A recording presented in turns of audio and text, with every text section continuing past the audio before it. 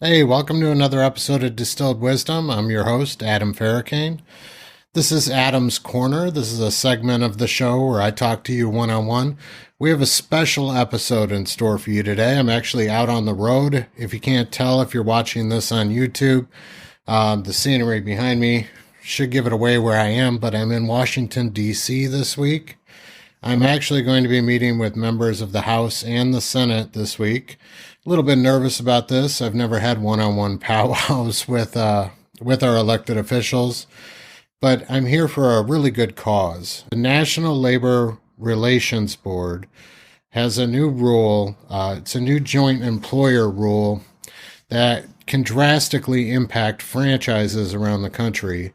And we're here to ask members of Congress and the Senate to utilize the Congress Review Act. Excuse me, I'm reading this so that I don't mess it up, and I have to practice this evening so I know how to do the ask properly. To utilize the Congressional Review Act joint resolution to nullify the NLRB's forthcoming joint employer rule. So let's start really quick with what the joint employer rule, what we anticipate it to be. Essentially, it's going to make franchisors liable for the employees of the franchisee. So what this means is franchisors may have to actually step either back from being involved with their franchise locations as much, and they won't be able to offer as much support to their franchisees.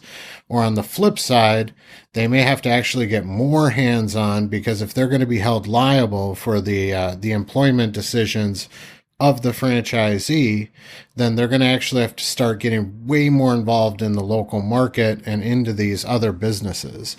Now, if you don't understand a lot about franchising is essentially the franchisor establishing a winning process and a system for the franchisee to use and to benefit off the hard labor and everything that's been developed and put together by the franchisor. However, the franchisee is their own independent business.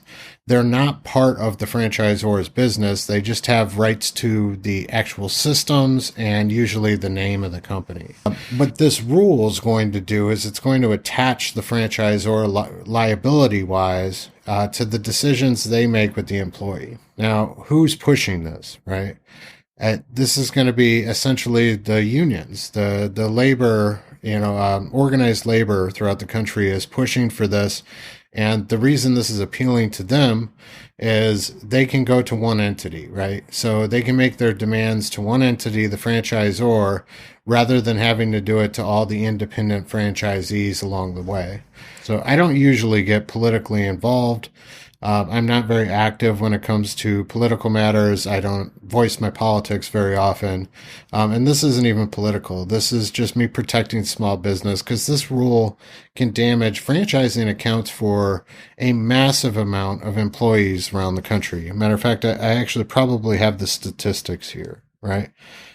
So I'm here with the IFA. That's the International Franchise Association. They invited me to attend along with a lot of other business owners. I'm here with leading CEOs for major franchise brands that you would know around the country. Here's some interesting statistics we can touch on really quick. So franchise firms pay 2.2 to 3.4% higher wages than similar non-franchise businesses. And yet you have the unions that are pushing for this so that they can advocate on behalf of the workers, but franchises already take better care of their workers. So this is kind of not necessary, right? Generally a franchise business is successful because we take care of our people, right? We've learned this the hard way, and a lot of people that are in business on their own may not have learned that lesson. Generally, franchise systems take better care of the employees than a corporate model would. And that's proven here with as far as the compensation numbers. So more than 65% of franchise workers are offered health insurance, a greater proportion than among small establishments in general. 76%, more than 3/4 of franchise workers are offered vacation, holiday, and sick leave. Again, we have unions that are trying to essentially ram this down so that they can go to this one central person up top, essentially the franchisor, to make their demands for the workers. And the reality is we already do try to take care of the workers as best as humanly possible. We understand that that's how a business thrives. Franchise business model helps aspiring entrepreneurs to go into business for themselves. 32%, nearly one-third of survey respondents said they would not own a business without franchising. Women and first-time women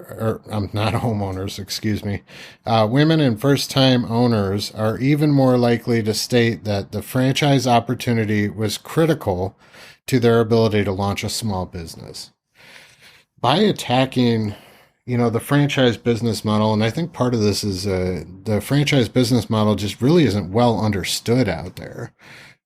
People think franchises, and right away, what jumps into your mind is McDonald's, Burger King, fast food chains, but there's franchises in literally everything you can imagine. For example, one of the CEOs I was sitting with today is of a prominent home nursing franchise network. But any business you can imagine out there, there's probably some form of a franchise for it. Here's another one. 1.8 million, percentage of enterprise that would not exist without franchising, and the U.S. would lose 60,000 businesses, 223,000 establishments, and 1.8 million jobs. That's not an insignificant number. Franchising drives a large portion of the U.S. economy. And again, some of the risk to this is this may bar people from, franchising their business out. They may not be as wise of a decision if you have to take on this additional liability. Each individual business owner, meaning the franchisee, needs to have the autonomy, and it's their business. They need to run their own business. If I'm a franchisor and if I'm going to take on that responsibility, I have to really think about this. And that means that it may be more expensive to own one of my franchises. And I may have to get way more involved in the local day-to-day business than I would without this rule. And the reason I want a franchise personally is to help people go into business for themselves, not to have a whole bunch of managers essentially out there for me. And that's what I'm trying to prevent. We don't want the franchisees to become an extension of the franchisor. They are independent business owners that should be proud of building their business independently. And they should have control over it as long as they're following, the agreement that we have between the two parties. So far, my experiences since I've been here have been absolutely fantastic. We've heard from some proponents of franchising from the Congress, both Democrats and Republicans have given some, or had some open discussions today with us. I got to meet my team from Ohio. I'm going to be meeting with 2 senators and 2 members of Congress tomorrow. And they're aligning us obviously with people from our district. So I'm meeting with other franchise leaders from Ohio, and we're going to be cycling through those meetings tomorrow. And we're asking them to, again, utilize their authority to stop this from going through, is essentially what we're doing. So that's what we're doing here.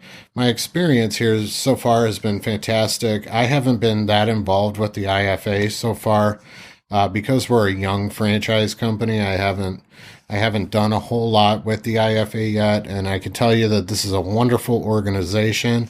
I've met some fantastic people in my time here so far, and I really plan to get way more involved with this organization. So those of you that don't know, the IFA is the International Franchise Association.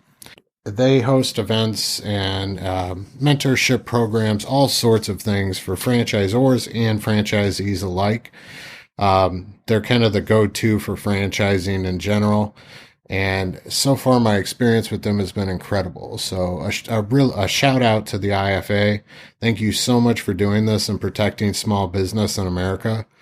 I really appreciate it. And I know lots of small businesses out there do too as well. And I look forward to spending a lot more time with the members and the IFA as a whole. So if you want to learn more about this, I'll put some links in the description in both the audio version and on YouTube. If you want to learn more about what's going on with this rule and learn more from people that are way more versed on this than I am, I'll include that in the description. And if you want to take action to support small business, feel free to write your senators, write your Congress people, and ask them to do the same. Again, the ask for both Congress and Senate are essentially the same. We're asking them to take two different actions. So the first action is, literally, I'm just going to read it so I don't mess it up. We urge you to use the Congressional Review Act joint resolution to nullify the NLRB's forthcoming joint employer rule so franchise businesses can remain independent and continue serving our customers and communities. Again, I will put that in quotes in the description. And then our second ask for them is to please sign the bipartisan letter to the Federal Trade Commission to enhance the franchise rule. So I haven't touched on that yet. So what we mean by enhance the franchise rules. So franchising is regulated by the FTC. And they put standards in place on how to sell a franchise, what information has to be disclosed to a franchisee. And what we're essentially asking here is just to really update that, clean it up, and maybe improve the layout and make sure that the transparency is just some minor improvements to it for the most part. But we would like to update that rule so that it's a little clearer and more uniformed across the board. Those of you that aren't familiar with this is mostly related to franchise disclosure documents. These are the documents that it goes along with the contract that a franchisee would sign when they purchase a franchise. So we're also asking for that in this. Anyway, I know this is a short episode, but I wanted to touch base on what I'm doing out here. I'm very much looking forward to my meetings and meeting some of our elected officials tomorrow.